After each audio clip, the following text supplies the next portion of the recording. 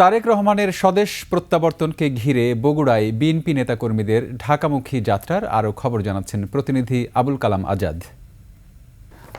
আজাদ, সেখান থেকে আমাদের জন্য কি খবর জানাতে পারেন আপনি? নেতাকর্মীদের প্রস্তুতি এবং ঢাকায় তাদের আগমনের কি খবর আছে?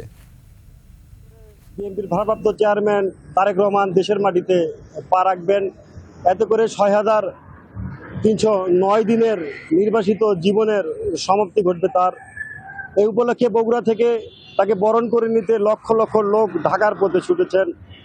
রক্তিমা, আপনি জানেন শহীদ রাষ্ট্রপতি এবং বিএনপির প্রতিষ্ঠাতা প্রেসিডেন্ট জিয়াউর রহমানের জন্মভূমি এই বগুড়াতে, আর বগুড়ারই সন্তান তারেক রহমান। এতে করে বগুড়ার সাধারণ মানুষের মাঝে তারেক রহমানকে নিয়ে যেমন একটি আবেগ রয়েছে, তেমন উৎসাহ উদ্দীপনা কাজ করছে।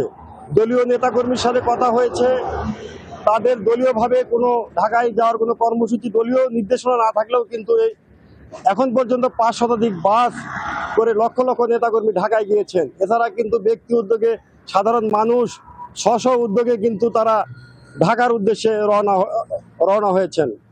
দলীয় নেতাকর্মীরা বলছেন শুধু তারেক রহমান স্বদেশ প্রত্যাবর্তনে শুধু ঐতিহাসিক ঘটনাই নয়, এটি গণতন্ত্রের একটি গুরুত্বপূর্ণ অধ্যায় হিসাবেও মনে করছেন তারা।